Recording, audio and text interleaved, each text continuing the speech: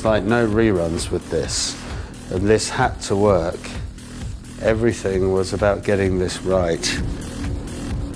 He was very worried about his legacy and the fact that he was able to, his working practice, which was kind of very secretive, that he wanted to share that, and he kind of entrusted me with the job of making the pictures. Now I kind of end up with this situation that forever people are going to ask me about him and about his process, and I don't really know that much about it at all.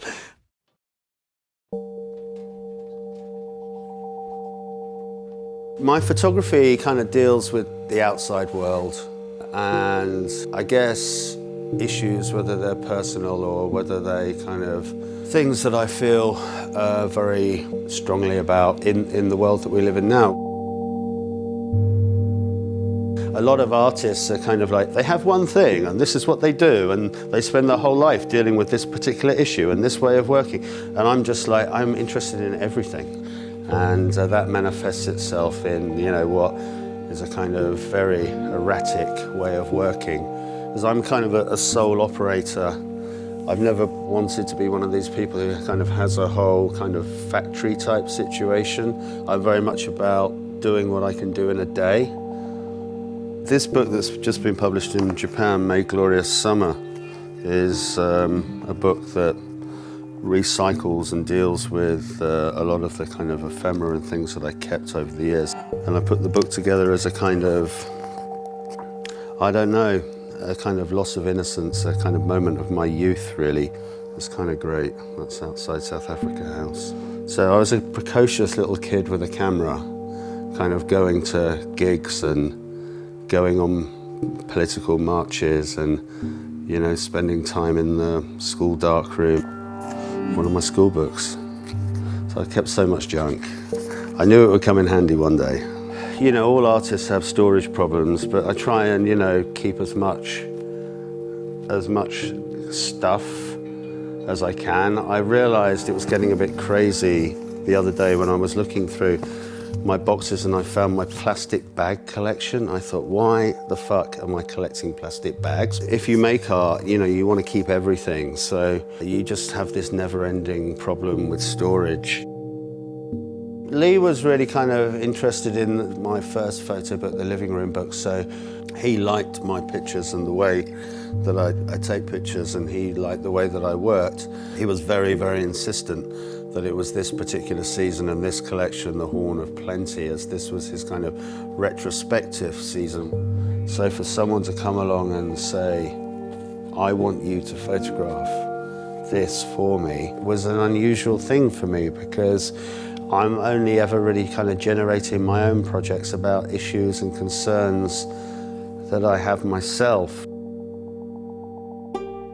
Often when you're making art, you are spending hours, weeks, days preparing for that moment of creation that can sometimes be a second or a minute or 5 minutes, And what I saw with Lee was he would have these moments where everything would be prepared and his staff around him would kind of get everything ready, and the model would be there and they would be there, and there'd be the girl with the pins and the woman who'd hand him the scissors, and then they'd bring in the rolls of cloth, and then he'd be like, like cutting and then pinning onto the girl, and then he'd be like, ugh, and sit down again, and they'd all look at what he did in like 2 or 3 minutes, and those were the moments that I was trying to kind of capture in the photographs. This box, I've broken. I need to get another one ready.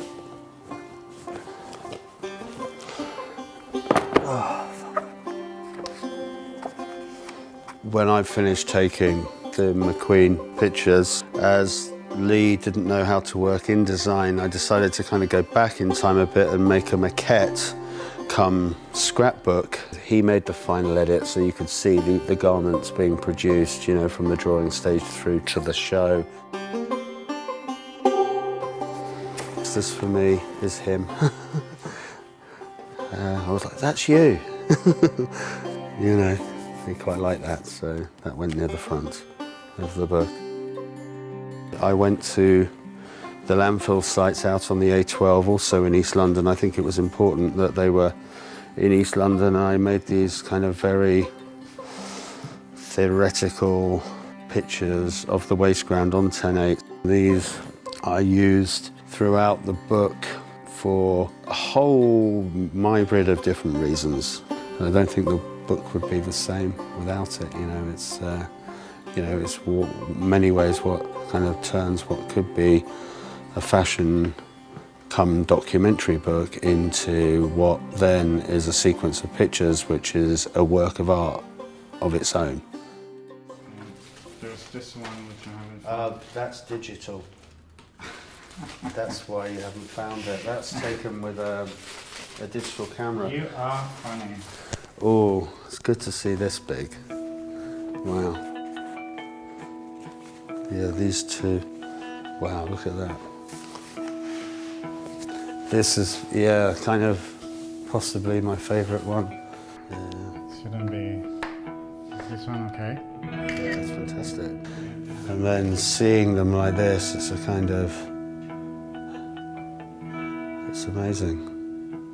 When you're working with this kind of old analog cameras that they have 8 shots on the roll, I can shoot the 8 shots in a matter of seconds. So there's just constantly, I'm running around, I'm looking for shots and moments, and constantly changing the cameras on this kind of constant cycle. And one of the assistants was like, "You must be careful, it's very dangerous." And I'm like thinking, well, I've been to a few war zones. This is a fashion show.